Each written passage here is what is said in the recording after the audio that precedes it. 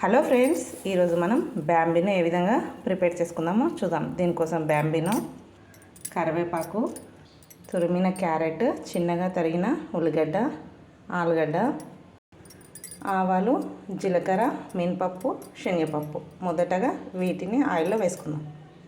తగినంత ఆయిల్ వేసి వీటి వేసుకుందాం. నూనె వేడిగా అయిపోయింది. ఇప్పుడు ఆయిల్లో ఉల్లిగడ్డ, క్యారెట్, ఆలుగడ్డ వేసుకుందాం.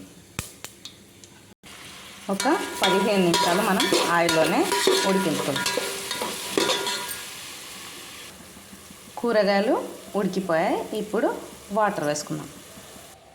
బ్యాంబీనోకి తగినన్ని వాటర్, ఉప్పు వేసుకుందాం. నీళ్ళు బాగా మరిగిపోయాయి. ఇప్పుడు బ్యాంబీనో వేసుకుందాం.